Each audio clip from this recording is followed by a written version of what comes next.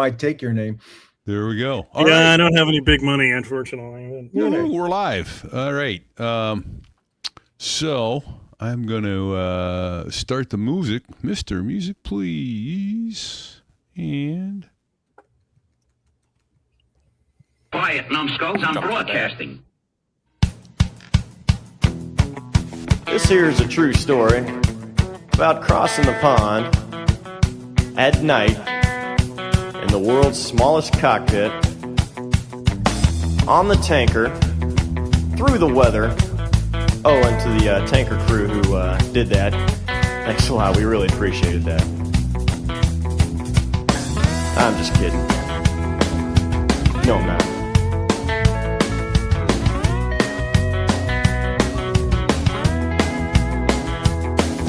Well, there I was, crossing the pond, and you could see that I wasn't exactly fond of all the... So there I was, 9:15 in the morning, driving down the interstate, going with the flow of traffic, looking at the clock. It said 9:15, and I thought to myself, man, I'm going to be right on time. And as I look down the road, I see some excitement starting to happen about 500 yards upwind, so to speak. And I thought, I better start slowing down because there's some crazy shit up ahead. And I can't wait to see what this is going to look like. And just as I had that thought, I got hit from behind by a Peterbilt doing, I don't know how fast, but it was the most violent thing I've ever experienced. It drove me forward into another tractor trailer and squished my 2500 GMC truck up like a, I don't know, piece of aluminum foil. I stayed awake and I thought, oh, when's the next hit coming? Right? And then it never came, thank God. And I'm here to talk about it. I mean, I'm still alive. I'm breathing. I got some significant injuries to the left side of my face, but other than that, dude, I am in the fight. Yeah, baby. That is outstanding. Hot. Love seeing you, brother. So glad. It does my heart good to see you up and about. And word was you were already screwing with the doctors and nurses in the emergency room. You know, every opportunity, right? Every time you see a seam. Yeah. You know, and Sticks probably knows this. You know, every time they come into your room for security, for your own safety, I need to know your full name and your birthday. So this is every fucking 10 minutes. So I'm out of surgery and I'm all loopy and I'm not Charles Z. Newton anymore. You know, Captain John T. Kirk of the Starship Enterprise. I'm everybody else but Charles E. Newton. They weren't having it. You know, they were done with me. They let me go the day after I got there. Like, you got to go home. I'm like, yes, I do. We had enough of your circus act already. Damn. Yeah. James T. Kirk of the Starship Enterprise. Yeah. Well, tell us some of the good news about your medical prognosis, man. All right. Here's the good news. I actually had a appointment today. It was 2 weeks after my initial appointment after the surgery, which was a week after the surgery. But my surgeon's a female. She's really sharp. And she still didn't say, let's go ahead and fit you for a prosthetic eye. That's the things that she didn't say. So I got another surgery scheduled for a week away. And they're going to drain more blood out of my eye. I currently have no vision in my left eye. They're going to drain the blood out of it. They can't find the lens. They think the lens is probably still in the front seat of my truck. And my iris is detached. It's somewhere inside my eyeball. Right now, it just looks like I got a giant pupil. I don't know if you can see that. It just looks like I got a giant case pupil. of the willies. Yeah, I know. Yeah. You know, I work in an emergency room, Fig, and I got to be honest with you. Like, eyeballs are my kryptonite. Yeah. I can handle poop, pee, vomit, blood, guts, anything else. Give me an eyeball, and I'm looking for the door. I got real nice. My nose was about a half inch this away when I initially looked in the mirror. in the rearview mirror. I could see the inside of my eye. Had a big gash going from here down to here, which it's a head injury, so there's blood everywhere. But when I looked, and I was like, I don't understand why I can't see out of my left eye. And when I looked in the mirror and I was looking into my left eye, I thought, oh, fuck, that's bad. And I said, I'm not looking at that shit anymore. Right? Quit looking. It's only I got quit looking. I quit looking. I was going to say your nose actually looks better from where it was before. Yeah, I was in the hotel room moving my nose back and forth, and everybody was like, stop touching your nose. Stop fucking touching your nose. So I guess when I stopped touching it, it was pretty straight. I went to see the plastic surgeon, I guess about a week and a half ago, and he says, your nose is pretty straight. And the nasal passages are pretty straight. So, I mean, let's let it go. Come back and see me 3 months. So my eye, all these bones right here were shattered. And so eventually I'm going to have a mesh or something put in there so my eye sits up and is the same size as my other eye. Or I just wear a patch. I get the Nick Fury patch and call it good. There you go. Man. Wow. Hey, but you know what? There's more than one-eyed pilot, and I'm pretty sure I can be one. So there you go. I'm still in the fight, bro. Yeah. Even if I'm not in the fight, I still got a lot of fight in me. Fantastic. Great to talk about. Shit hot. Glad you're back, brother. Glad you're back. It's good to be back. I'm going to bag out because my energy level is still kind of low, but I really appreciate you guys carrying on without me. Glad you stopped in. So. Yep. Everybody, keep sending your prayers to Fig and his family. Thank you. Going to get full healing for him. And, thank you to everyone. Yeah, sorry, Pete, but I want to say this before I forget. Thank you to everyone who's reached out to me. So many listeners have sent me emails and text messages with prayers, and it's very humbling. Thank you. Awesome. We love you, Fig. We do, man. We love you, brother. Thank you. And thank God you're here.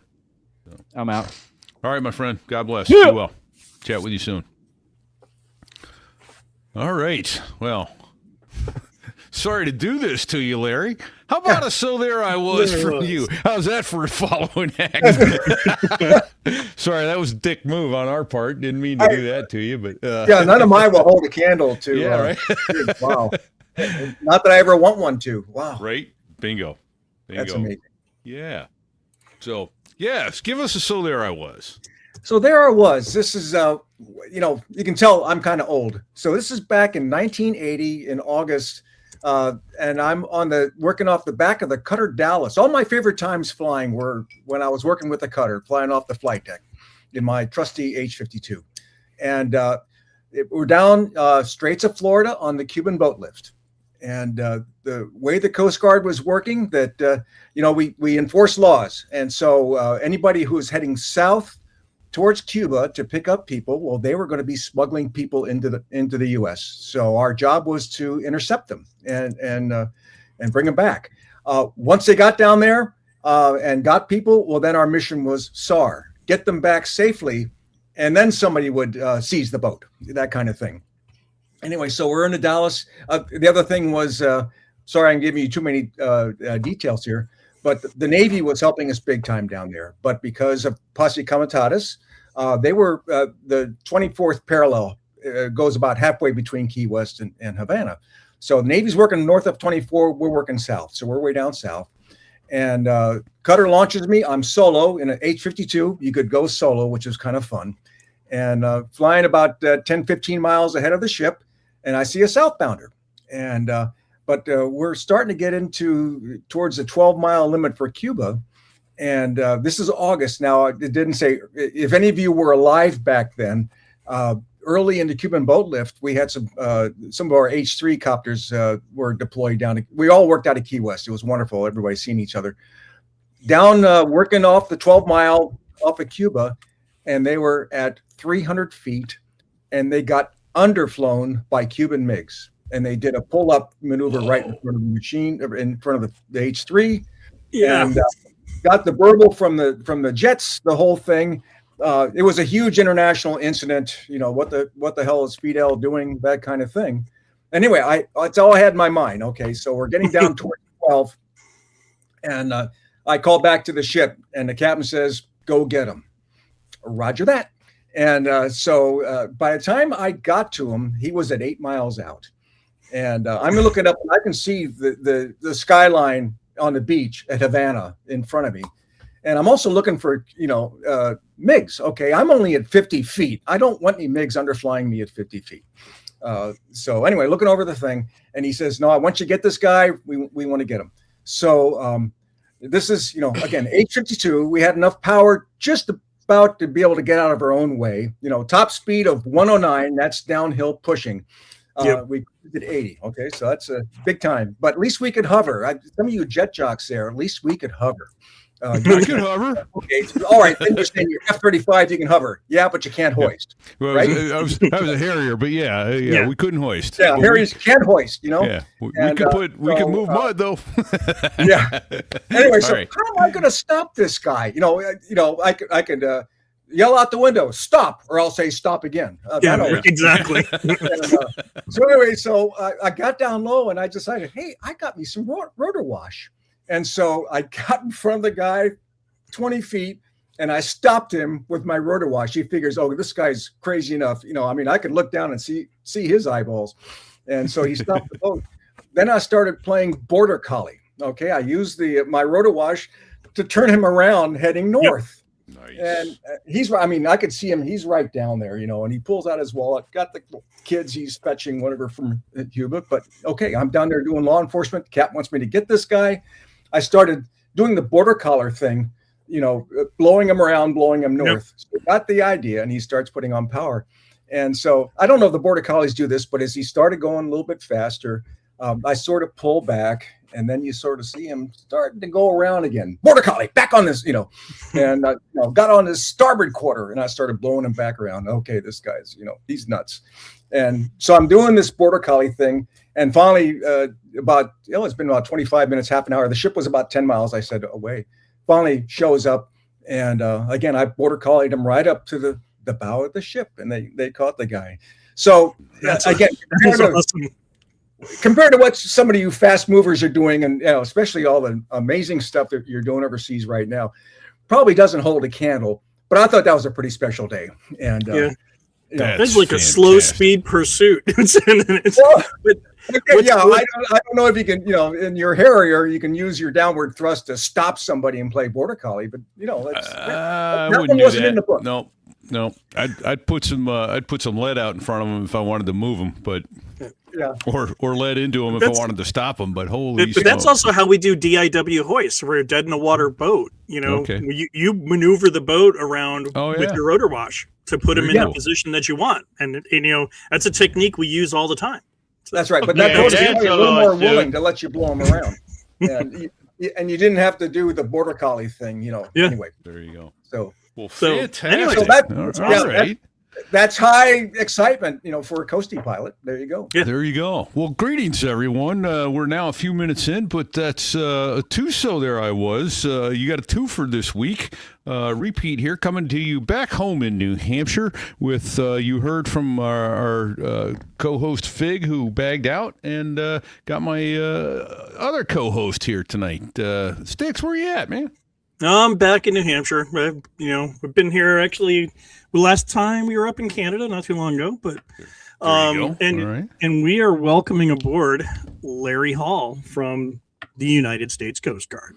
Fantastic. Who did not start out his life flying rotors down in the Cuban waters, but so how is it that you became interested, first of all, in aviation, and we have another first tonight on So There I Was, in that he is our first bear. Is that the Coast Guard Academy Bears? Yeah. I'll confess to that. Actually, what do you go to college for? To get a good job. Girls and beer? Oh. There's some beer. Although when I went there, I was the baby of my class. I had turned 17 2 weeks before I reported into the academy. Wow. So it was a right long time before I was starting to drink beer. And, a lot of it was after graduating. Yeah. Sure. It was 2 weeks after I graduated that I turned 21. And I will I did have a little bit of beer before that. I'll tell you that. That's awesome. Not too much. But Fantastic. no, I went to the academy. Well, here's another there I was, but this is well before. We had I had an uncle. He owned a house. I grew up here in the DC area. Had an uncle who owned a house in Stone Harbor, New Jersey. Real nice place, just a few miles up from Cape May, up from Wildwood. And so we would go up there. He'd have us up there for a week every summer. It was great.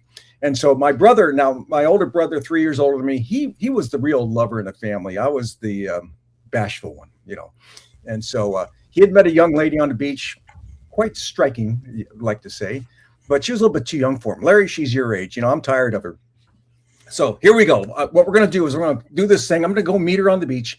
We're going to come back towards the house and synchronize your watches. I'll be walking down the sidewalk with her, and you leave the house and you come up to the corner and we'll bump into each other. I'm going to introduce you to her, and the rest is up to you. Okay. So there we are, check the clock time. I'm out the door. I could see him over there. And what would you know, but an H-52 helicopter from Air Station Cape May, just a few miles south, flies directly over me and lands in the baseball field a block away. Where'd Larry go? Blew the whole mission. Okay. I looked at that damn helicopter and I was hooked. Okay. So, next year I went to the academy, and there we go. You found a good picture. And the 1364, I'd have to check my logbook, but I think I have a few hours in that machine. And that's outstanding. So I go look at it. I'm hooked. And so, no, the thing I wanted to do was fly helicopters. Now, what do they do? Back then at the academy, they trained everybody to go to sea. I went there. It was the year I graduated is when women first came in as cadets, and the Coast Guard has been much the better for that, of course. And it sounds kind of funny that I'm even saying that. It's really a nothing for me. But about a year after I graduated, I went to a cutter in Seattle, and what we did was the Bering Sea Patrol. My mother said, "Are you going to go all the way across the country?" I said, "Yeah, but I want to see the world, and I'll see the Alaska world." It was quite exciting to do fishery patrols up there and all that. And again, we worked a lot with the helicopters from Kodiak. I was actually on that ship. I did a deep freeze with them in 87, 88. So what ship is that John's got up? That's actually Bago. It's Icebreaker Polar Star. Oh, Bago, yeah. Okay. And like I said, I did a 6-month deployment aboard Polar Star in 87, 88, going down to McMurdo Station. And I have a couple, again, more benign, but still special. There's I was's. That's fantastic. But anyway, it was my dream then to fly the helicopters. That's something special. And so a year after I got on the Bellwell, I thought, well, maybe I'll stay on this cutter thing. It's kind of fun too. I was officer of the deck, and you're running a 400-foot piece of steel with all the crew and doing some cool things. I still put my package in. Went to I met a girl, married her, and 2 weeks later we we drove across the country to Pensacola. A year after that, got my wings, and in 1978, summer, went to Brooklyn, New York, and started it all. 5 years in Brooklyn, and off we go. So they said, ever since that copter flew over me, I forget the girl's name. My brother still talks about it. How many years later that I blew it, but he likes my wife just fine. So I think I made up for that. Well, there you go. That's a good thing. Yeah. So typical pilots, right? When you're in the airplane, you're talking about women and stuff, and you get out in the civilian world and you're drinking beer. So you're in the airplane, you're talking about beer and women. You get out in the bar and you're talking about flying. So there you go. The airplane takes your total attention when you're not in it. It's what you want exactly. to do. Exactly. Yeah.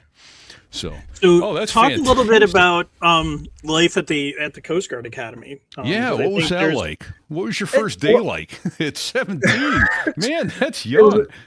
It was a little bit busy, a little bit busy, and that's they call it swab summer. At Annapolis they call them plebes, but swab summer there, and your life isn't your own, but.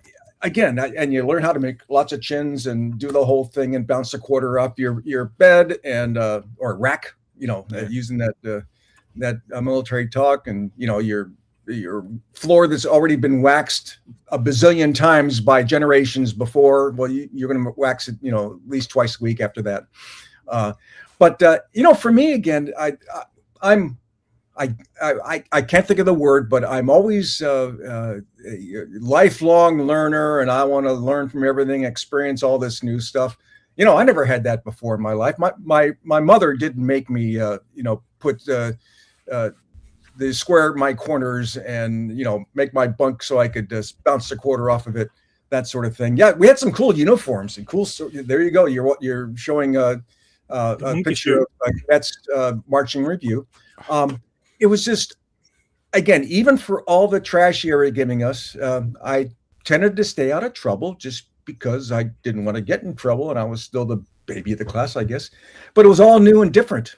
And so it was just, okay, they're making me do this crap, but it's new and different. This is kind of fun. That's sort of how I'm wired. So maybe that's not quite right either. But, the classes, even as a freshman, were still amazing. Their curriculum is second to none. I ended up graduating as a marine engineering major. The stuff they taught me, I used to now. It was a wonderful education, and it got me a great job. I did 30 in the Coast Guard. That's awesome. It's just amazing. And to tell you the truth, then my second career, most of the stuff I did, I was the first coastie my company in Alexandria, Virginia hired, and I did a lot of work for the Coast Guard. And then now in retirement, my goal is to avoid the rocker on the front porch, because once that happens, it's game over, right? You got to keep doing it. Sure, neurons firing. So by accident, I ended up getting in touch with the historian's office at Coast Guard headquarters. And now I volunteer 3 days a week for the Coast Guard historian, 2 days at their warehouse where they keep their artifacts for museum stuff. And actually 1 day a week at the historian's office on the campus there at headquarters. And I've done everything from sweep up and run the elevators to chairing a panel at the McMullen Naval History Symposium in Annapolis for the Coast Guard, and doing everything in between. And so I think it's going to be a long, long time before I end up on the front porch there. Well, fantastic. Where is that museum, in case anyone wants to go? Well, it's not a museum. It's just a warehouse where we keep the stuff. But actually, since you're bringing up, the Coast Guard is building a museum in New London, about 1.5 miles from the academy. And they hope to open next August 4th, which is Coast Guard Day in 2027. Oh, that's awesome. Yeah. And we need to do a show from down there. Yeah. I mean, and as the warehouse that keeps all the artifacts, the museum people, staff, they're a different function at headquarters, but they're our main customer. And we work a lot with them. It was interesting. I worked with the Cape May Ferry, the Port Authority down there when I was at Air Station Atlantic City. Yeah. And they approached us about putting in a display for the Coast Guard that ran all summer long. So I worked with the historian's office to actually pull together a bunch of different things from the Coast Guard in there, all the way up to having a full life-size mannequin dressed out in a flight suit with a knee board and the standard gear that we wear. So it was actually pretty cool, because it was fun to work with the historian office and pull all of that together and actually really feature what it is that the Coast Guard does, and give people a little bit of an insight as to what's it actually look like when you're strapping into a helicopter. So. Oh, it's wonderful, and I work there enough. I do homework too. I'm a computer geek and do all kinds of stuff on the computer. I give them about 1 FTE of work a year, even though I only work at the places 3 days a week, and I'm the only. And they treat me as one of the help. I mean, I'm a full member of the staff, that kind of thing. And I'm the only blue suit, so to speak, who works on the staff. So when they come up with something, you probably figured right away that I'm pretty good at bending ears. I'm world class, I've been told. Well, that's why you're here. That's why I'm here. Yeah. And so I give them the blue suit version of stuff, and they keep coming. I guess I'm making them happy because they keep coming back to me, and they haven't told me to go home yet. Well, that's good. And I seem to be of the right generation of folks that whenever somebody donates an artifact to us, or I also work with the archivists, so working with archives, it's uncanny. Well, that person, we used to work together. They work for me. I work for them. I flew with that person. whatever it is. And, when we get an artifact in, oh yeah, I work with him in, 95. Oh, not Nice. again, Larry, and Yeah. so I'm But in it's heaven. it's a small world, aviation, and really I is. imagine Coast Guard aviation, as you guys talked about last week, is the smallest of the military, paramilitary aviation. Oh, which reminds me, okay, that's what I forgot to write it down. You used the term posse comitatus earlier. Can you explain to folks exactly what that is and why the Coast Guard is sometimes military, sometimes not? Well, the Coast Guard, the military roots go all the way back to 1790. And I'm sorry, Pete, were you Navy or you're Marine, right? Marines, yeah. Okay, I so was the Department of the Navy, the men's department. no, I understand that, and I will say I'm sure it's come up in discussions before. Maybe not because you haven't had a coastie before, but from Pensacola on forward, it's always been the coasties and the Marines against the Navy. So so Absolutely. And actually, we speaking of which, the Marines have just a flat outstanding museum at Quantico. It is amazing. I got there last fall for the first time. I'm sorry, last spring for the first time ever, and oh my God, wow! Oh, yeah. And the assistant historian of the Coast Guard, who I work with all the time, she used to work at the museum, and she was a historian and helped set up a lot of the exhibits down there. So, it's the Coast Guard and Marine thing. Yeah. And so we work a lot with them. And so it's a lot of fun. Posse comitatus, it goes back. I'm trying to think.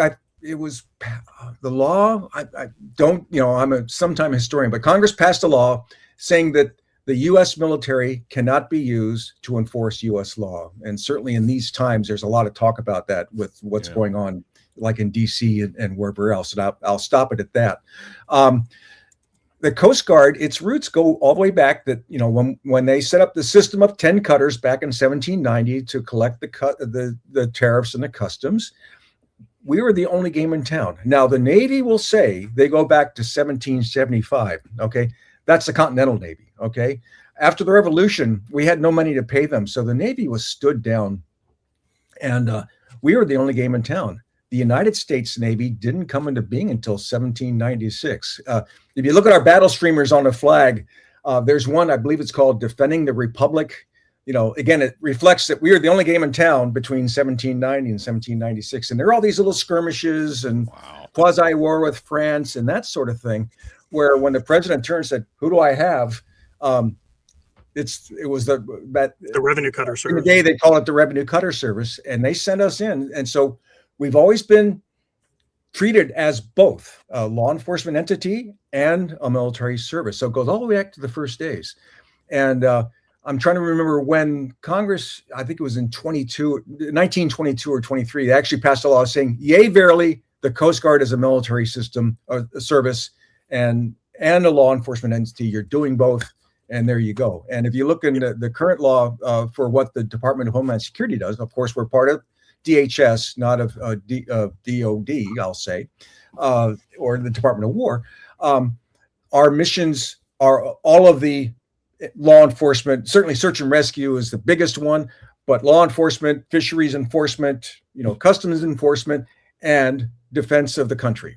And so, and when I was on the ship, we did a lot of training with the Navy. We'd go down to San Diego, do refresher training and that sort of thing. And so we could operate, and there's a lot of the interoperability joint stuff we do. Certainly we have a role in what's going on right now. Well, not in the Arabian Gulf anymore, because that's been shut down. They've moved the cutters we had there now into Westpac to deal with those problems of South China Sea, that kind of thing. But I can cite you, I'm the historian's subject matter expert on the Coast Guard in Vietnam. When the Navy discovered by accident that, the North Vietnamese are moving all this stuff down along the coast, they didn't have any capability. They didn't know how to do that. And they said, well, Coast Guard, you do this all the time, enforcing the law, chasing smugglers, that sort of thing. What do you have? We sent them to begin with 26 patrol boats. And they worked with the Navy quite a bit, but they were doing what they do all the time. And we were just a natural fit, including, though, we were doing naval gunfire support, and we were pretty good shooting things within 5-10 miles of the shore with our 50 cals and the 81 millimeter mortars we had on the patrol boats.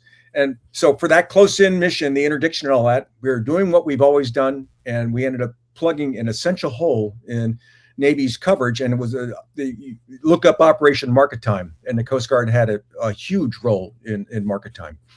Oh, absolutely. I'm sorry, well, I'm this is your ears again. Yeah, and this is why when you go to define the Coast Guard, or if we ask for a definition of the Coast Guard, it's the hard nucleus about which the Navy forms in a time of crisis. Yeah, exactly. And the Navy will tell you, and we still are within the war plans for doing this stuff that we do all the time.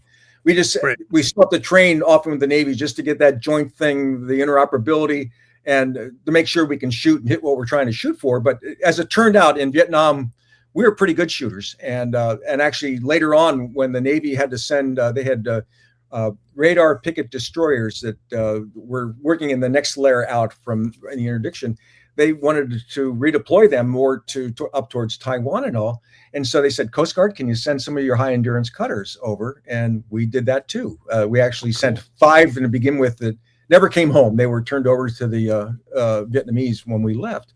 But we rotated in the high endurance cutters, and they were pretty damn fine. There you got the bib shooting bullets there in Vietnam. Mm-hmm. And we could lay some pretty good 5-inch fire on target. When needed, called in by Army or Marine folks that were pinned down, on shore. And that picture that Bago had up, that was about a 400-foot ship? That one is 311 feet exactly. Don't worry about that. Man, I bet that got dicey crossing the Pacific a couple times. 311 feet isn't that big in that ocean. Well, the Nina, Pinta, and Santa Maria weren't all that big either. There's that too. But I was on a 378-foot cutter. The national security cutters that are out there now are about 450. Okay. The ride can be sporty, but they're fully seaworthy. Oh, I get it that they're fully seaworthy, but man, it's sporty. It makes for a hell of a ride. I just spent 3 weeks on a 32-foot boat, and let me tell you, 4 and 5 foot seas was beating the snooters out of us. So it gives you a good reason to say "arr" when you come back. Bingo. But what's interesting is you talk. Too. Yeah, you talked a little about the connection between the Marine Corps and the Coast Guard, which I think actually there's nothing that probably embodies or shows that more than this, which is at the United States Marine Corps Museum. There is a Eagle, Globe, and Anchor that is there for every Marine that has been awarded the Medal of Honor. Yeah. And there is the distinction of a United States Coast Guard emblem there because of Douglas P. Monroe. Which is right there. Right. And we taught the Navy how to do the amphibious part of the warfare. Again, we brought our skills in. We know how to work boats in the surf. And so they came to us. Well, how do you do that? And so we had a big part. And Douglas Monroe was one of the instructors at a time, to teach the Navy how to run the landing craft. And you do know that Douglas Monroe got his medal defending Chesty Puller and his battalion. Yeah. And he's deep in the heart of Marines. We save the man and his people when they got pinned down. The operation which failed to try to do an ambush on the Japanese. They had the Japanese evidently the security wasn't so good. They knew we were coming, and so Monroe was in charge of a flotilla of landing craft that let them off, and then when they were pinned down, they came around and rescued him, and he stayed till the end. And it was, I think, at the very end then is when a bullet found him, and so we're very proud of that. And I don't know if you have the picture, John, of the Marines holding up the sign at Guadalcanal. We love our coasties. I'll have to look. I can look for that one. Okay. So going back to Vietnam briefly, though, were any guardsmen lost or POWs in Vietnam? No POWs. We lost, I think it was on the order of about a dozen altogether. Okay. And so we were courageous and worked in, and we worked a lot with the Navy swift boats. And as it turned out, these boats are 82 feet long, the patrol boats we had there, pretty big, and the swift boats are only 64. And they would do a lot of work inland too, go up some of the rivers and all that. Yeah, yeah. And I read stories where the switchboat said, "Well, Coastie, you go first." And there's a bit. We got your sixth. They're doing the Austin Powers thing, trying to turn around to get back out. And what's this all about? But in one place, Bago is a magician, because you go. That's the one. That's I think that's just that says it all. I'm sorry, that's Guam, not Guadalcanal, but I think that's pretty special. But I think that seals a deal on the Marines and the Coast Guard. Leave that up a second, Bago. It says, Bago, put that up, please. Thanks. It says Marines salute the Coast Guard for their big part in the invasion of Guam. They put us here, and we intend to stay. Yeah, and we were part of every amphibious assault that we did in World War II, starting in Morocco, the entire Pacific. D-Day, of course, was huge. There's that one. I don't know if you had that picture, John. Of that vision into hell from the landing craft with the bow door down and the troops are going in. That was actually taken by a Coast Guard photographer aboard a Coast Guard manned landing craft. Oh, wow. We were in the mix. I'll tell you that we're back to the job I'm doing now and I wish I had a picture of it. My favorite artifact we have there is we sailed all sorts of the larger landing craft too. One class was the LCI, Landing Craft Infantry, 150 feet. And those ships, Pete, when you talk about that a terrible ride, think of something that's, flat bottom with only about a 5-foot draft, 150 feet long. And they're sailing these things from Morocco to, Naples to Sicily, D-Day, and then around to the Pacific. And those things they had just a terrible ride, and they're just, I can only imagine how miserable that was. Then you stacked 150 Marines in the damn thing, like, they couldn't fall down because they were so crammed in. They're so crammed in, yeah. Anyway, but there's one boat, one of our artifacts we have. That's the picture. There you go. Nicely into done. the jaws of hell. That's Omaha Beach in front of them, and just those poor souls that are waiting ashore. What was waiting for them, and amazing. But anyway, this LCI. The cook aboard had painted a picture of the LCI on. It was just a piece of plywood, galley door, just a sliding piece of plywood, and this LCI was on its second run in. They were in the first wave. Brought a bunch of people in, went back to get more, came in, and the beach. They went over a hump of beach, deeper place, and then got onto the beach, but they couldn't back out. They usually put out a anchor behind them that they could try to haul around to get back over any obstructions. All it didn't work. Finally, the German 88s found their range, and they started putting 88s. The first shot went through the bow and hit the engine block on one of the mains, and knocked it off its foundation. So they were taking fire.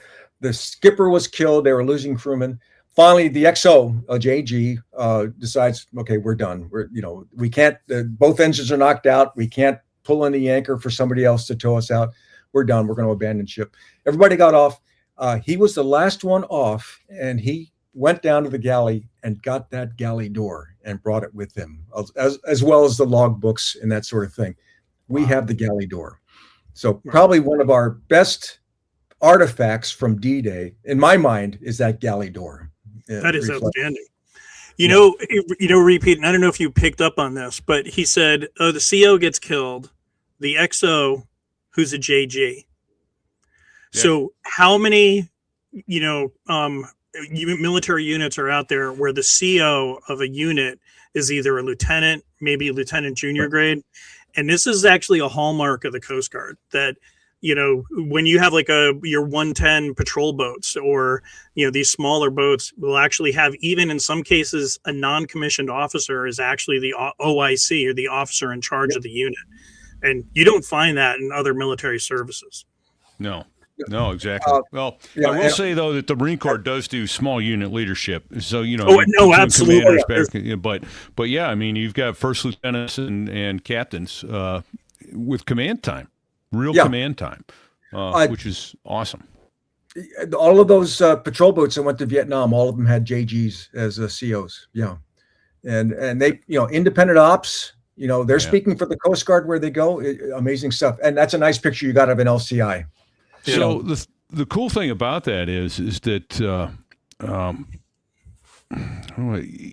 independent ops is a big deal. It really multiplies our force effectiveness because they aren't having to turn around and wait for word and orders from higher headquarters to go, well, you know, do we breathe in now or do we breathe out? What do you want us to do next? Right. And they're able to adapt and flex and be where they need to be.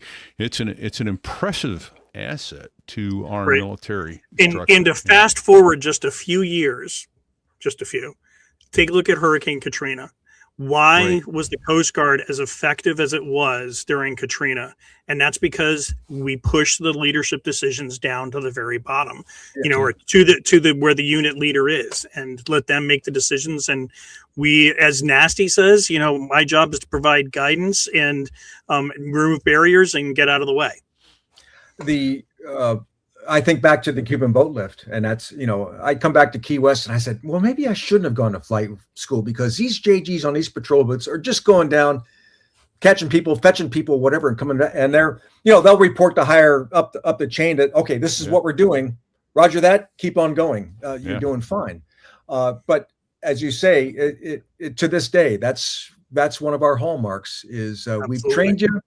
We've taught you, we've told you what the rules are, just go out and do it and acquit yourself well and you're doing fine. Yeah, exactly. So let's talk a little more aviation stuff here. Cause you've got some pretty cool experience. Like you've been like a treasure trove of stories and information, but so let's talk Coast Guard Air Station Brooklyn, which actually doesn't even exist anymore.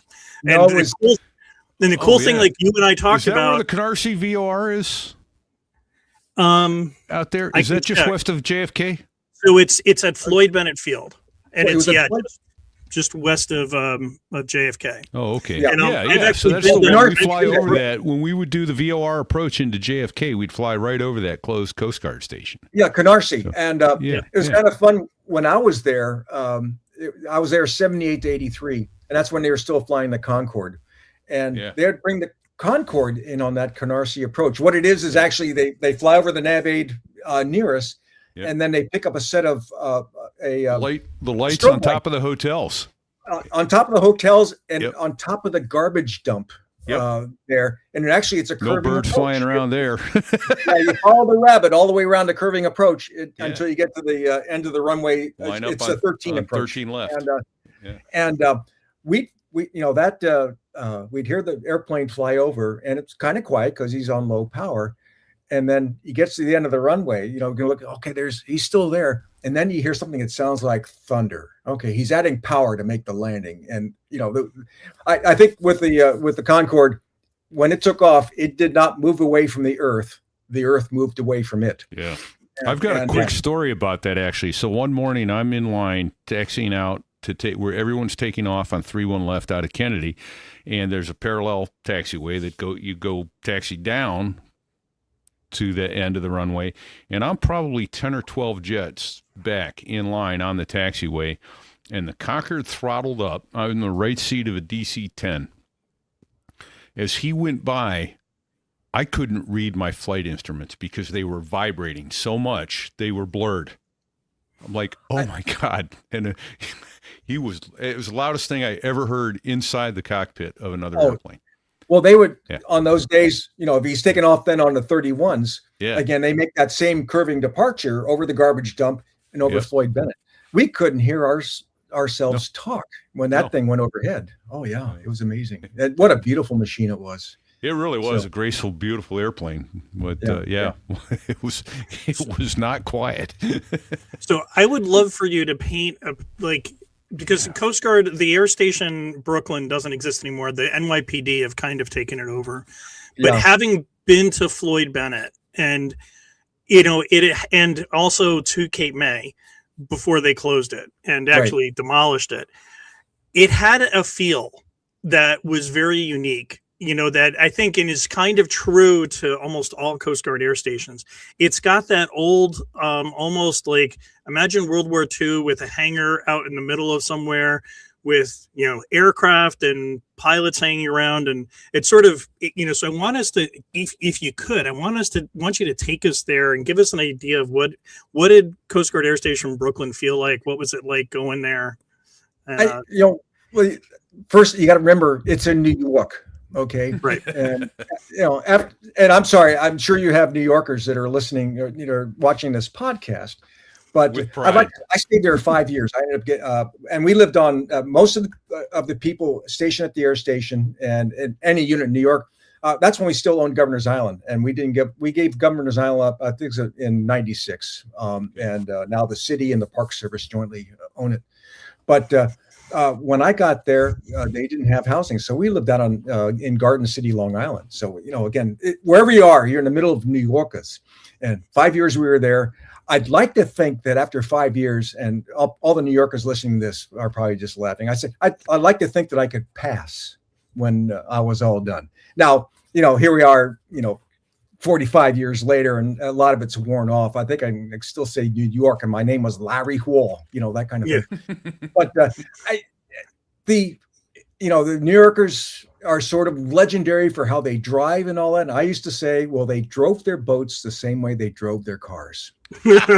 Yes, they do. So we had no lack of business. But we had the big stuff too. The whole New York complex, Jersey City and Newark, and where the big ships that come in, the container ships. So we'd be watching that, but the small boats, they're all the time, collisions, and they're getting in trouble one way or another. But we still had the stuff offshore, the fishing boats and the large ships that we had plenty of business to do. I wasn't there when Sully, planted his A321 into the Hudson River, but we had a couple ditchings of smaller aircraft. Okay. Our territory covered all the way out to Montauk Point, and then Cape Cod picked it up. We went down to Shark River, if anybody knows the Jersey Shore, and then Cape May, or Atlantic City is about the dividing point between, and then when we put it in Atlantic City. So we got to do the whole scope of Coast Guard missions in the harbor, offshore, whatever. One of my favorite things was we did a lot of patrolling. There was with all those big ships and all that problem with pollution and all that. So we would do almost a daily, we call it a port safety and security patrol. We'd fly a lap around Manhattan, lap around Staten Island, looking for trouble. And another patrol, we'd fly up the Hudson River to Albany. In the fall, people would, kill to get that mission because it's just so beautiful going up. One of the things, and when I'm doing all this, I can say that I flew under every New York bridge. Nice. That's cool. You're flying low in the helicopter. And I will say, it was always on a search or on a mission, don't you know? Now we flew at 500 feet, and we're still going slow and all that sort of thing. And I'm sorry, at 500 feet, we'd be splitting the uprights on the Verrazano Bridge or on the GW Bridge, or even on the, so that's kind of fun. People get scared of the trucks and cars on the roadway below us. And again, New Yorkers might object to me saying this. My fear of flying under the bridge was that some New Yorker might drop a brick through my rotor. That's in the air. You're not wrong. Or last week, jump naked into your rotor. But just being able to enjoy New York that way, and from a bird's eye view that nobody gets it. Nice look at the hangar. I don't know if you all realize also that. At Brooklyn, at Floyd Bennett Field, that's where we figured out how to use the helicopter in a naval setting. In 43, Sikorsky says, "I've got this wonderful helicopter. I'll tell you, you got the Ambrose Light Tower. I'll tell you that it's not there any longer." I know it's not. Yeah, I used to do landing practice on that. Go out for a trainer. Okay, we'll go out and spend an hour and a half landing on their roof there. Wow! But I'm sorry, what was I talking about? Just flying around New York. It's flying around New York. People pay money to go do that. And it's like we'd go fly past this observation. Let me make this quick observation. I think it's safer to fly a bee around a beehive, less chance of a midair than all the aircraft in that whole New York corridor, especially up and down the East River and the Hudson. Yeah. Well, I will say, though, and I think they're even doing it now, that we did have a common frequency, VHF something, that all the helicopters, we talk to each other. And there's rules you have to follow to do it. Well, but yeah, it's amazing how tight they still managed to cram that many airplanes into that airspace. Yeah, there weren't, I mean, I think there were some formal airways up the rivers and all, but no, it was, we did have what was customary, and we talked to them. I still remember, I was there, you've read about Bobby Wilkes. He was the first Black commanding officer of an air station. I was there for his entire time, and he was probably the best stick at the air station. I always enjoyed flying with him. Oh, awesome. But he, and just. Is he still with us? No, he passed. It's been about 10 years or so. Unfortunately, he got dementia, and he went rather badly. But when he was there, he owned a DeLorean. I mean, it's just cool. Oh, okay. And that's and just as friendly as you could go. He says, if you weren't having fun, there's something wrong. Bobby Wilkes. And when you get lemons, make lemonade was one of his favorite sayings, because he certainly, in the times he came up through the ranks, it was still tough. Well, I wish he'd hop in that DeLorean, jump forward in time, and do an interview with us. But Oh, I tell you what, I enjoyed, and I will say there were some in the wardroom who weren't as excited as I was. But that, again, the times as they were, and I'm hearing the times as they are. Yeah, it's so sad. But anyway, you may have a picture of this one too. He decided, well, the H-52s were starting to get down in numbers. They're spreading them out. We had 6 there. And okay, well, at one point they took one away and sent it off to somewhere, because after so many years they're starting to break. We were down to 5. He says, I want to go out and get some 5x pictures of a 5x formation of the 52s while we still have them. And so I still remember, the engineer, 5 aircraft. Engineer, I want 5 up airplanes all at the same time. I think all of you can appreciate that. You tell that head engineer, get them all up. You want every bird in the squadron up at once, man? What do you? yeah. But he was all in it, and he was one of the pilots. But I still, the day we did it, I was actually co-pilot in number 5.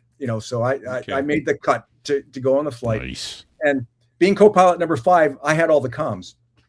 But there we go. Bago BB.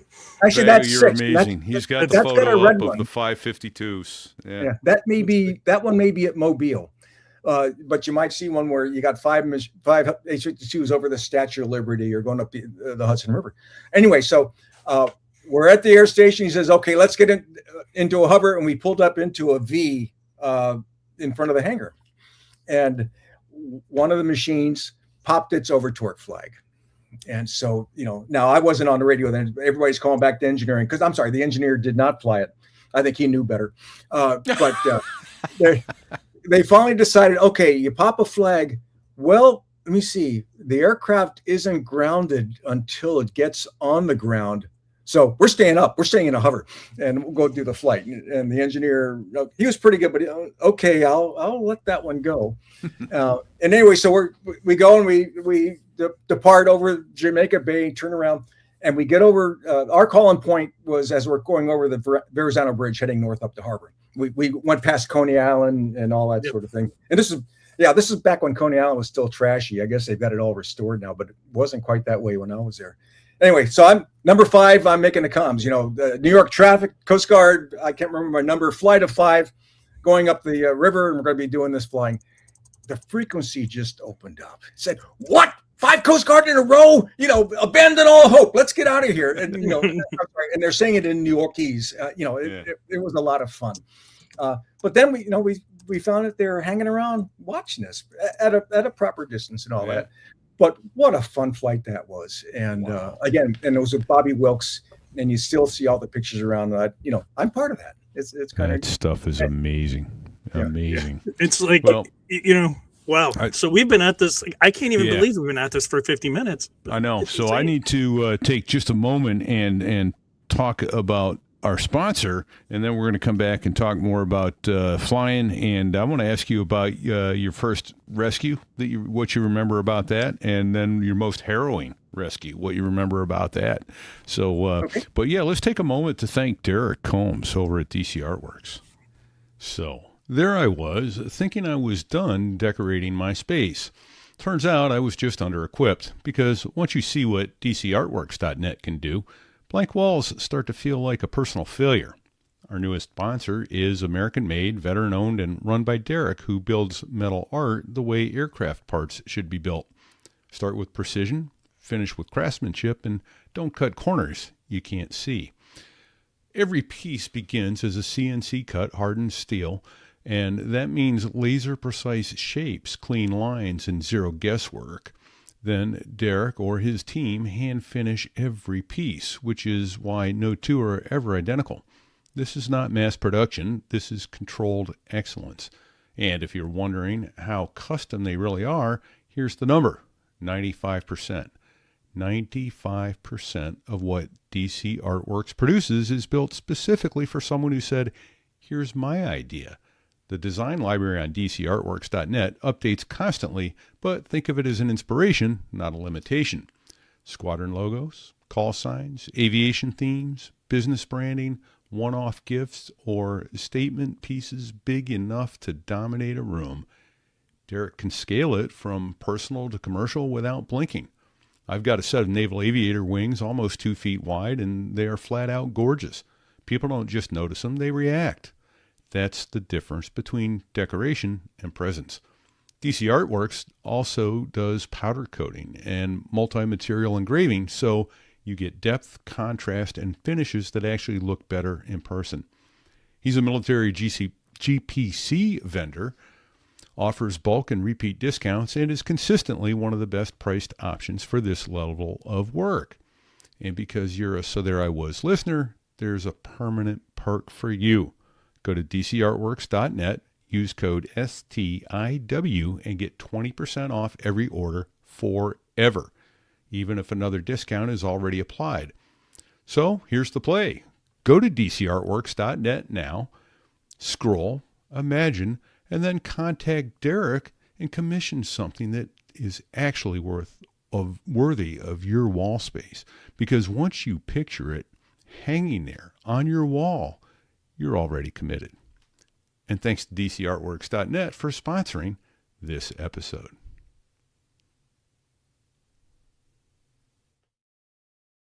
Derek is an amazing artist. So thank you, Derek, for continuing to sponsor us. And let me tell you, I have 2 big pieces and some glasses that my son gave me for Father's Day from Derek. And I just absolutely love that stuff. So you cannot go wrong with his products. So yeah, Larry, when you finished flight school, how long was it before your first actual real life rescue? It was about 3 or 4 months. I got my wings in June, and then I'm trying to think. Then they sent me to Mobile, Alabama. That's where the Coast Guard's training center is, and I had to take a 7-week transition course for flying the 52. We have down there, simulators like anybody in the business has. Back in my day, though, they were, the windscreens were painted gray. We didn't have all the visuals and all that, but the airplane acted like it should. And the controls are all there. We just flew, a lot of instrument time and never broke out at the bottom. I don't know why. But so I did the transition course, and then so I got to Brooklyn, moved in. They gave me a few days off to get settled. So it was in September when I started flying. And you asked me, remember my first SAR case? I frankly can't, because we fly so much SAR that really it's a blur. I'll tell you. Yeah. That I'm sure that probably my second or third flight was SAR, because we had among the highest SAR count in the Coast Guard, just because of all the activity around New York, the major harbor, all the medevacs, all the people who run into each other, drive their boats badly, that kind of thing. But I can't remember the first one. And I joked to John when we were talking about coming on here, and I said, well, I never had duty on the right night. I've written up people for air muddles and DFCs and all that, but I never got one myself because I never had duty in a right night. I have saved my own life several times when the helicopter didn't want to bring me home. So I can talk about that. But I will talk about one, and it's in the notes I gave you. When I was at Savannah, I was an 04, and I was the senior instructor pilot and flight examiner. Well, Charlie Ray, he was a Nugget JG fresh out of high school, or he came here out of flight school, sorry. And he later he was the vice commandant of the Coast Guard, a 4-star between 2020 and 2024. But back then he was a JG Nugget. And so it came time for him to upgrade to aircraft commander. Well, I flew him on his final night boat check ride for aircraft commander. And there he is. You got a nice picture of Charlie. What an amazing person he is. And I can't talk Arkansas, but he's from, I think it's Newport, Arkansas. Okay. And when he wanted to, he could talk like down home person, whatever, but he's brilliant. He made captain 2 years ahead of everybody else. There he ended up being the vice commandant, just an amazing fellow. But anyway, here we are back in JG time. And he flew a wonderful check ride. And I said, you're good to go. Now, we'll just sign off your syllabus, and ops and captain will sign you okay. Well, now most of the time, when we stood 1 and 3, 1 and 4 duty. So my wife hated that because she never could make a calendar, schedule. Is it 1 and 3 or 1 and 4 at occasional port and starboard, depending on who was sick, lame, or lazy, and as opposed to deploying for long times like you did, Pete, I'm sure. And But we were also the duty crew. So, the duty trainer, I went out and did his check ride, night boat trainer. So we're doing the hoist. We're doing 52 was also had a boat haul. So we would do water landings. But the problem is with boat haul, the old H3 had it also, but you couldn't land it in anything more than about a 4 or 5 foot sea. Otherwise it'd get very dicey. And if you remember from the Perfect Storm case, where the Marine Electric that ended up sinking at the opening of the Chesapeake Bay. Our H3 from E City just sat there and watched the boat sink because they couldn't land in the water. I can't remember what the issues were. Well, it was moving too much to be able to hoist it either. Yeah. And so that's when we came up. After that, Congress said, no, you got to do better. And that's when we came up with the rescue swimmers. And so we're dropping the rescue swimmers into this nasty stuff. But the rescue swimmers are our closest thing to special operators, at least at this time. Now we have real special operators, but those swimmers, just amazing people. They could give Air Force PJs a decent run. So I knew that those guys were amazing. It's obvious what they do is amazing. And it wasn't until we had Quinny and Chief Morrissey on that I came to understand who those guys really are. They are Olympic level athletes. They are studs. Oh, just amazing. Yeah. And I can't remember the name. Jumping into 20, 25, 30 foot seas. What are you? Amazing stuff. Now I'm trying to remember the name of the Kevin Costner movie. That's Anyway, that one. It'll come up. Yeah. There was stuff where you had to push the I believe button. You would never have them going into a cave in the water, something where they're just risky. That's too much. But as you say, the water they drop these people into, and the stuff they do, it's amazing. The Guardian. It's the Guardian. There you go. Anyway, so but back in the day, we would, we still could do. I did a couple rescues using water landing, and we had a procedure we trained for with that. And we, there were times, and we weren't supposed to. We would lower somebody in the water. Maybe it was a very, if we had the corpsman along. Well, poor guy, he's going to get, he might get. We could drop them down onto the deck anyway. That was a normal procedure if we knew it was a medevac. But sometimes we might have to, lower him into the water so you can go over and climb up a ladder to get onto the boat too. If they had too much gear, fishing boats with their outriggers and that sort of thing, cables. There's never too much gear on a fishing boat. Well, but I'm going to tell you. Okay, so I was talking about Charlie Ray to begin with. Okay, right. So I passed him. He said, "You're good. You're doing just fine." I'm going to up you for this, and captain will approve you next week. So 2 a.m, we get a call out. Okay, so we're up, and it was a trawler 30 or 40 miles offshore that was taking on water. Okay, off we go. And Charlie said, "Where do you want me?" "You're in the right seat. I've certified you that you can be an aircraft commander, so act like it." And so we went out there, and it was us and the flight mech in the back, and we were taking on water. So what we're trying to do is drop a pump to them, and hopefully they get that. They figured out, we had drop dead simple instructions how to get this pump going and that sort of thing. Anyway, as we're lowering the pump, and we had a trail line onto it, you drop this thing with a shot bag hooked to it, and the crew gets that and they pull the whole mess in. Anyway, we're dropping the pump down, and the hoist cable got fouled on the outrigger. Only time in my career. And that we end up, it's who's to the shear switch first, and because you got to shear the hoist. It's not a fun time. It's not a fun time on a leash from a boat. It's just it can wreck. It doesn't end well. Doesn't end well.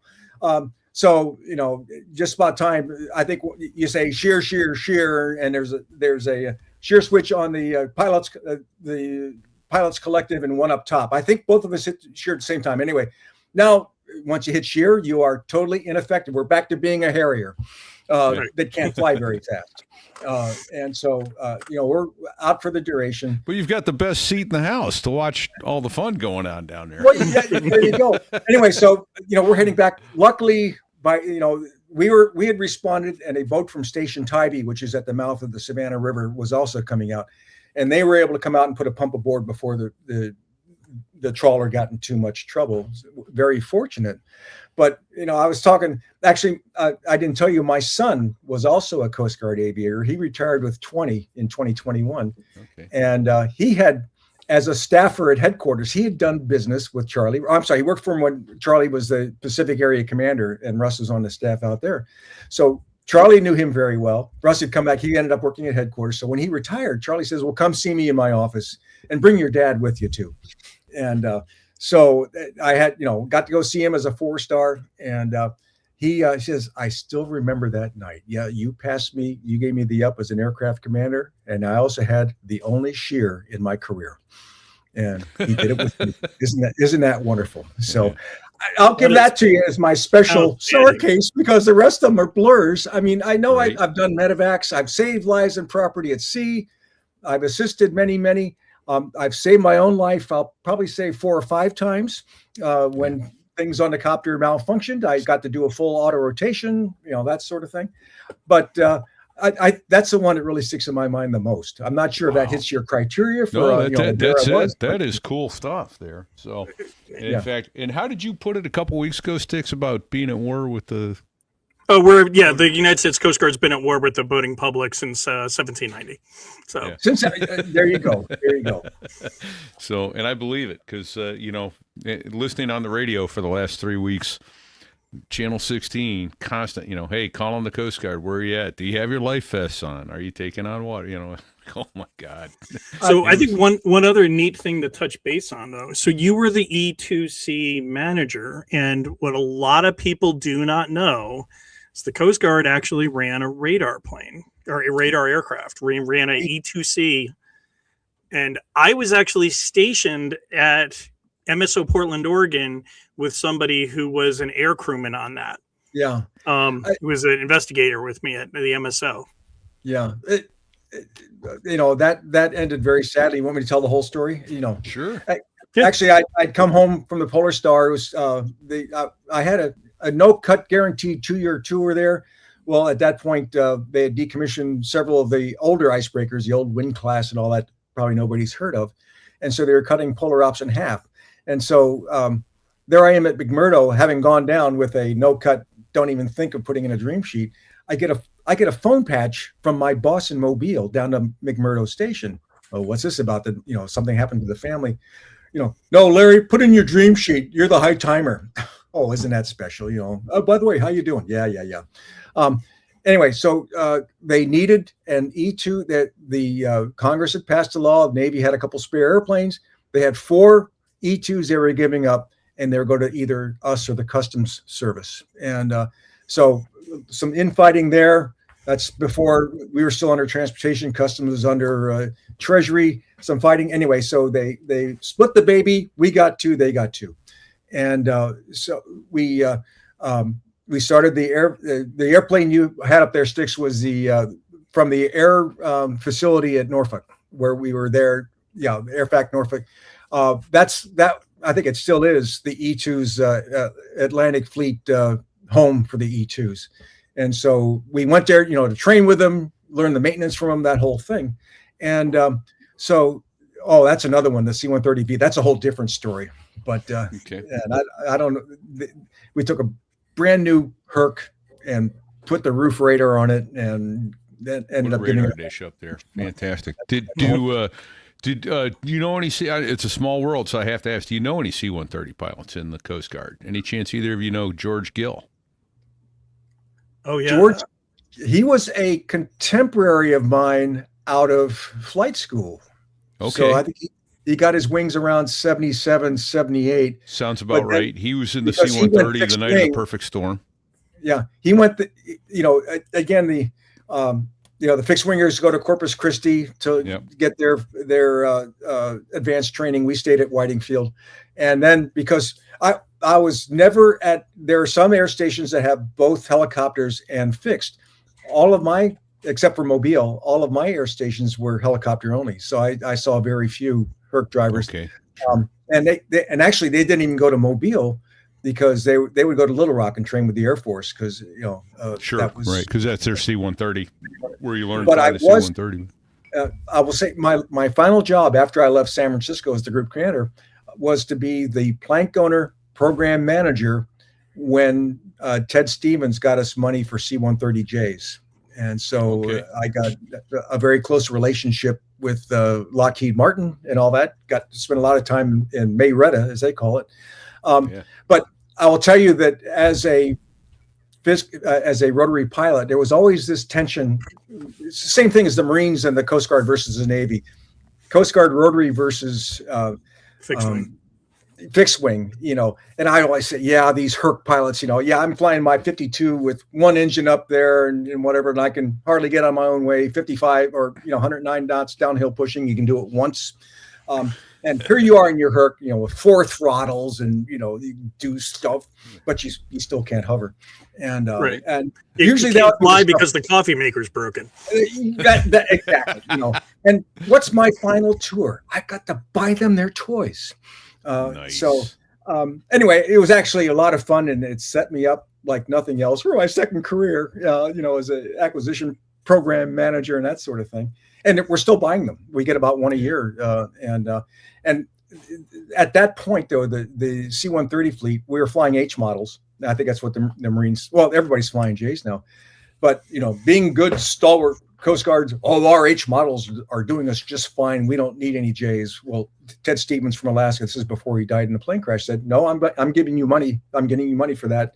Buy some J's." Part of it is to keep the Lockheed line moving too, which is a good thing. I don't think they'll ever the last C-130 pilot ain't been born yet, for one. But two, that is such a rock solid airplane. It is. That's it. It's such a classic. I don't think they'll find a replacement for it. You don't need to replace it. It still serves. It serves a vital purpose. And as much as I'll bash the fixed wing, or get into a debate with a fixed wing guy about, and they wanted to send me fixed wing. So I said no. I told them I was going to quit if they sent me fixed wing. And I ended up being a rotorhead, which was good. But it's a rock solid platform, and it does what we needed to do. And it's I think Airbus tried to make their copy with the A400, but that's such a huge aircraft and all that. But no, the C-130 is such a classic. I think all the services absolutely love it for what it's good for, and for us with what for SAR, it's just perfect. Anyway, so no, I'm sorry, I have to quickly ask another name, and I hate doing this on the show. Did you know so and so? Were you in the C unit? No one cares, and I get that, but this guy would have been about a C-130 pilot, about probably 12 to 14 years junior to you, Kevin Brady. That name doesn't ring a bell. No. Okay. All right. So yeah, he and I were platoon commanders in the Marine Corps together in 1985, and he wound up going Coast Guard and flying C-130s. Well, so yeah. the thing, I'm getting old enough now.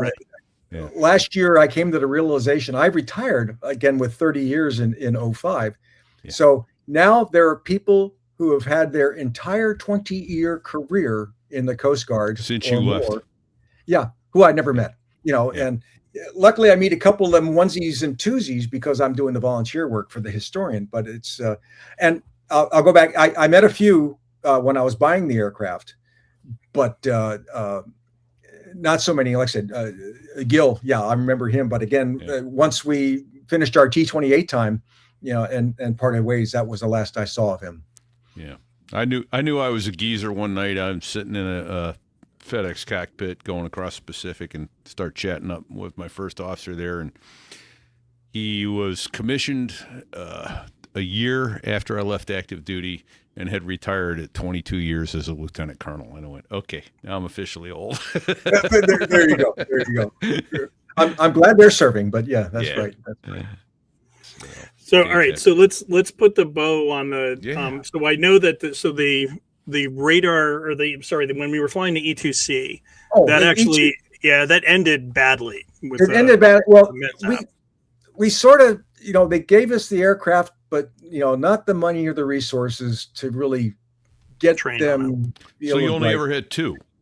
We had as it turned out, they were too hard for customers to work, so we got theirs. They said we're done. Coast Guard, you can have them. But so they couldn't figure out how to start them.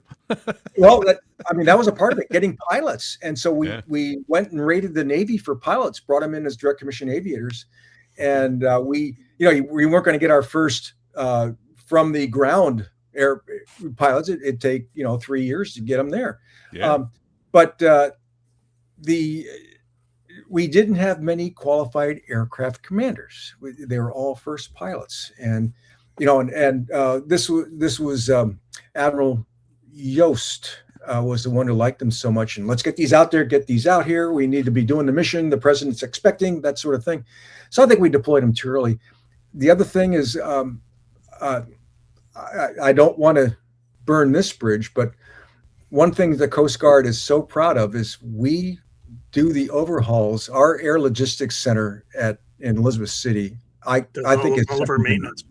That do the overhauls and whatever. We weren't so confident in the aircraft that would go through the line with the Navy, and I'll leave it at that. I don't know why the engineers didn't like it, but as it turned out, we sent an aircraft down on deployment down to Puerto Rico, and they went out and did they were coming back from a mission. They ended up getting a wing fire in the wing root of the aircraft. Two first pilots flying it with one in the back. And they passed San Juan International Airport with a wing fire going on.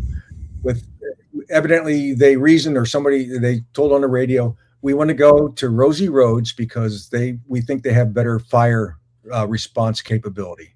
So they flew past San Juan International, and 5 miles out from Rosie, the fire ate through the skin. And the aircraft went down. I'm sorry, we had two in the back. Lost a crew of 4 in the aircraft, and the mission went away. Shortly after that, Congress said, "No, you're done. Give the airplanes back." And at what they were able to do on analysis, I don't know how or why. That was, I was just in 04 running the program out of the aviation division. That it was from a mistake made during PDM, during overhaul. Yep. And had to do with the fuel lines in the wing route. And I guess the fuel lines certainly are complex because of the folding wings and the whole thing. Sure. But something wasn't put back together right. And it wasn't something, since it's in a wing route, center wing section, that we would not find on regular Coast Guard maintenance. So, the conclusion was made, no, these are too hard for us to operate. The mission was popular, but not really so. It was months after that. Then they shut down Air Station St. Augustine. They'd moved to St. Augustine just months before that, but everything was shut down, and they decommissioned the air station. Awfully sad. And I think we were trying to do it too fast.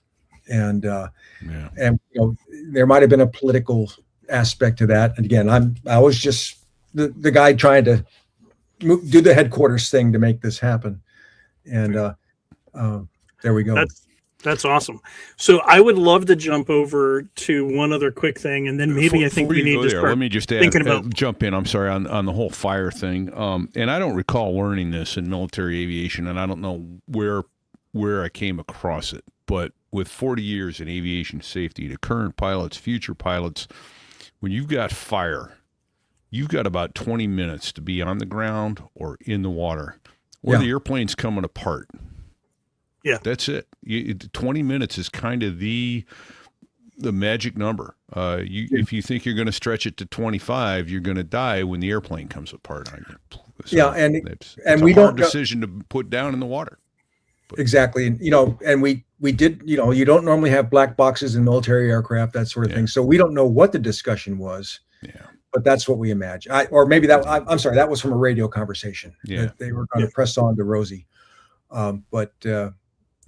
You go back to Air Tran. They flew past 2 airports trying to make it back to Miami when they had a belly fire. Yeah. And it was like 18 minutes from the time they made the first radio call about fire and turning around to the time they were in the Everglades.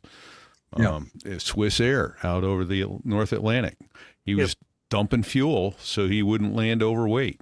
And it's easy to sit here and go, forehead slap. Oh my God. Right. I wasn't in the cockpit, and it was a horrible place to be, obviously. But we have learned that 20 minutes is your magic number.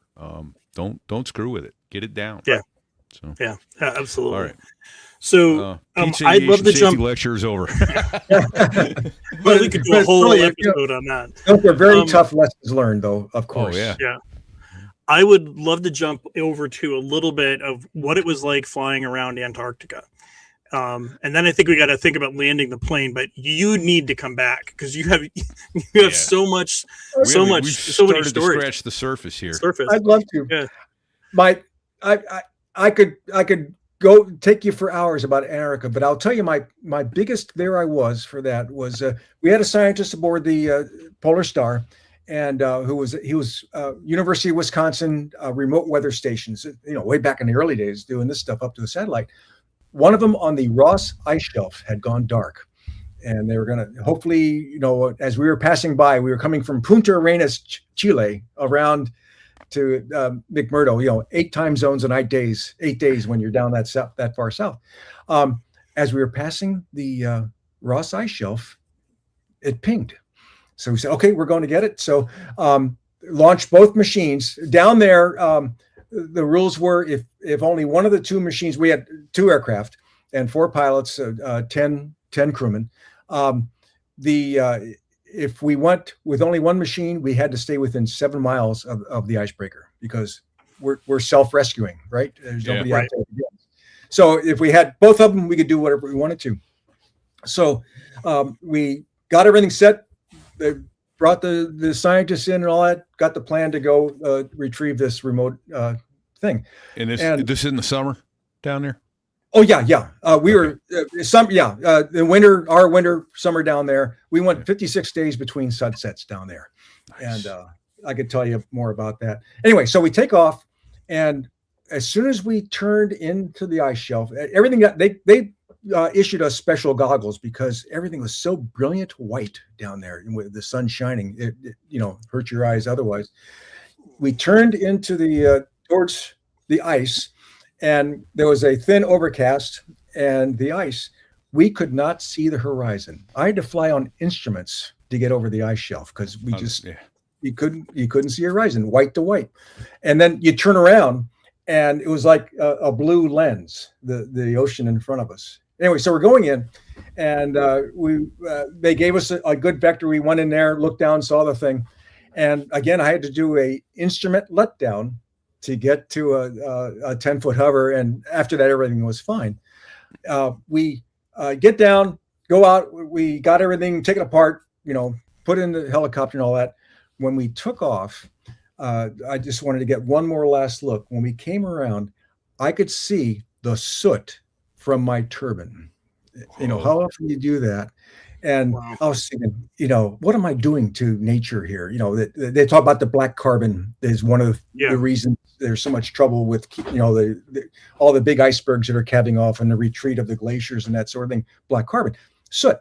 And it was very obvious the soot we left behind in this brilliant white area. And environmental stuff. And so I mean, that's one of my biggest ahas from flying down there. My biggest takeaway is, what are we doing? Yeah. And, are we, what's our, there's that old adage within like scouting, there's a, big impetus for leave no trace. And I think, and that sort of is, holds true to what we're doing down in Antarctica. The whole idea is we don't want to leave a trace there, Right. And, we want to leave as small a footprint as we can. But when I come back, I'll tell you about penguins, about orcas. I mean, just amazing. You have got to come back, because I think one of the other really cool things for you to talk about is also the transition out of the H53 or 52 into the 65, and and that in and of itself. And there we go. The initial Tupperwolf, and I have a distinct, I have a little bit of uniqueness to me, is that I've flown both the Alpha, the Bravo, and the Charlie model. And so the big thing there was that transition from the LTS 101s that was on the Alpha model to the Ariel 2C2 on the Turbo Mecha, with the going on back onto the 65, which is what it was originally designed with. Right. And I flash back to my first flight in the Charlie model. And what it was like in the Alpha, because you pull pitch and you're like, all right, we're already like we're about ready to over torque, and we're just taking off for our initial mission. But it was still just flat amazing how much power we had compared to the 52. And that's what. So we need to definitely get you back and talk about that. But I remember pulling pitch, doing this vertical climb. We're going through 2,500 feet. I still haven't even hit more than 88% on the main gearbox, and we're still rocketing through 2,500 feet. And I'm like, oh, this is a helicopter. So that's like, exactly. Oh, with the turbo mechas for sure. But is it with flying an aircraft that's underpowered? And this is what the Coast Guard, I think, is also really well known for, is just we become experts on power management, how to actually get into and successfully complete a mission. And push it towards what are the limits of what this aircraft can do, and we become pretty damn savvy at that. And I think again, I think we were so good because we didn't know the difference. I mean, we didn't know any other way. Yeah. You just do what you got to do, and we want you home again when it's all done. So this is, I fully agree with you. Yeah. And I think to put a bow on this.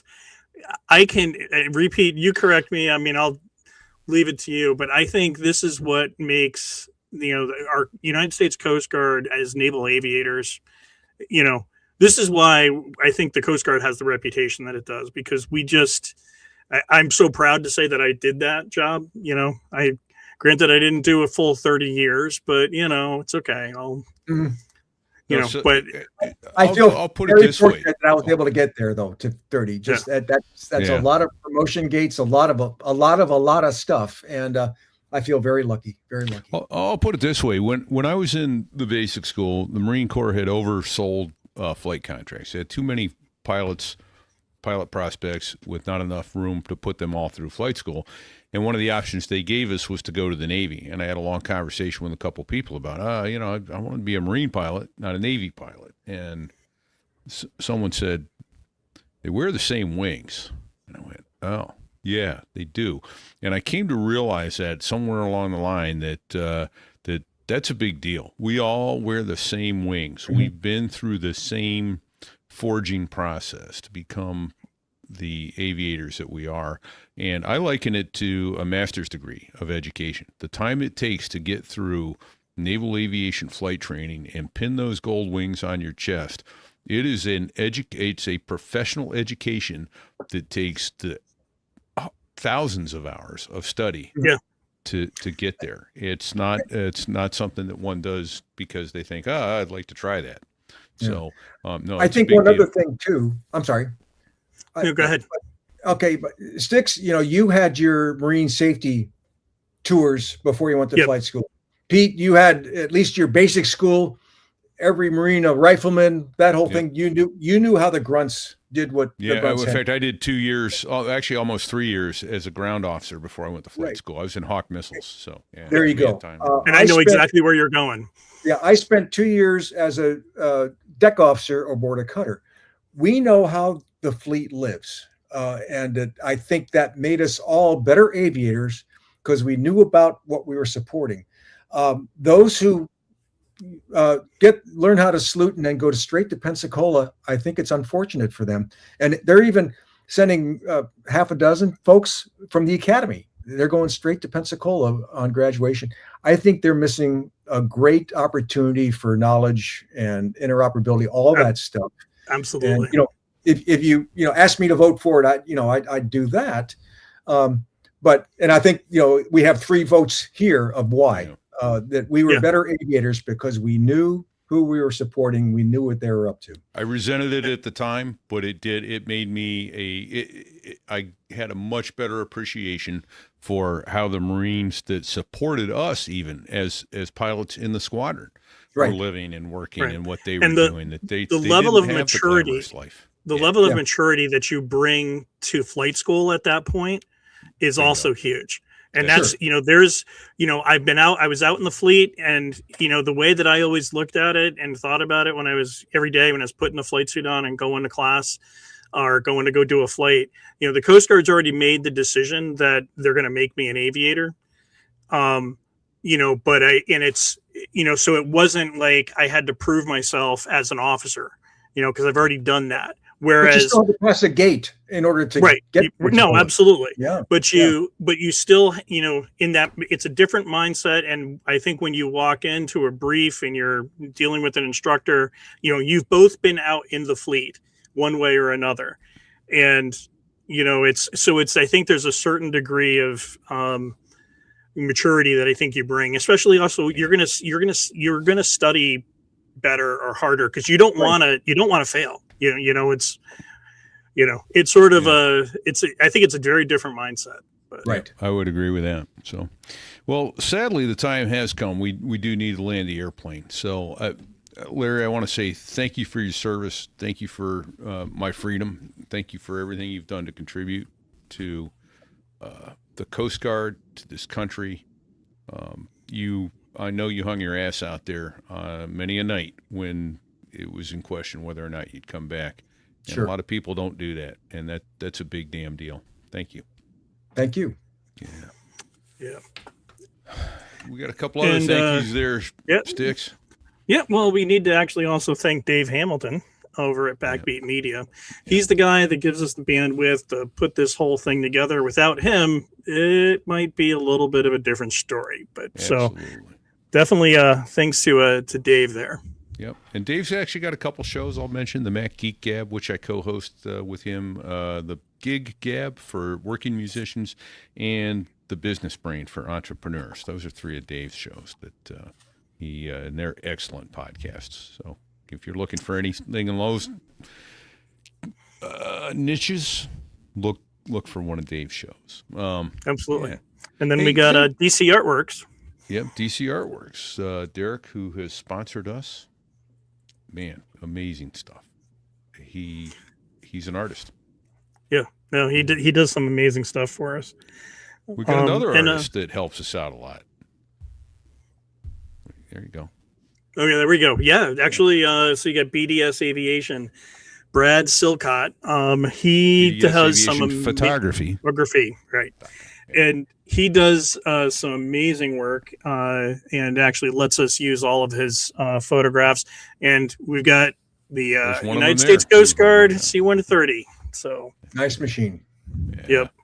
We're so fortunate to have him that supports us. So, and so Fig, I heard, been wearing a bikini while he's on his little I think he was hiatus. wearing one. I think he was wearing one when he was in his accident. Probably. Maybe that's what caused his accident. That's why they kicked his ass out of the hospital in a day. But we have a merch store, so you can check us out at sothereiwas.us/merch. And You may be talking to the guy that actually created the artwork, but if you got an idea, if you want something to add, or you need we need a new graphics design, shoot me a line. I'll be more than happy to come up with a new one. And then you can take that over to dcartworks.net and have a big metal piece made out of it. Exactly. And then what about rating us there, Repeat? I would ask you to go to sotherawas.us/rate and drop a 5-star rating on us. And if you feel that you need to give this show 3 stars or 2 stars or, God forbid, 1 star, go find another show, give them that rating, come back, give us 5 stars, and tell us what we can do to improve. We're trainable. We'll fix it. But, yeah. And then, of course, there's all those people who lack complete sense of financial responsibility and judgment and crack their wallets, and they throw us Venmo and Patreon and donor box. sotherawas.us/Patreon, or just go to sotherawas.us/donate, and that will take you to the page where you can choose how you want to donate, how you want to crack your wallet and hide your financial moves from your wife and your financial advisor, because, So, oh yeah. And then we got the 2 guys from the Air Force. Oh, those guys. Yeah.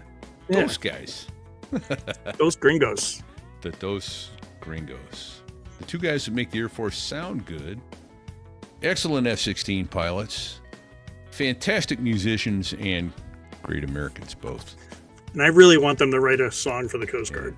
There you go. Thank you, Trip and Snooze, for everything you've done for us. We are grateful every day and all the time for what you do and letting us use your music. So, I don't know. Any advice to the folks until next week, Sticks? Oh, don't sit on the collective. Don't do it.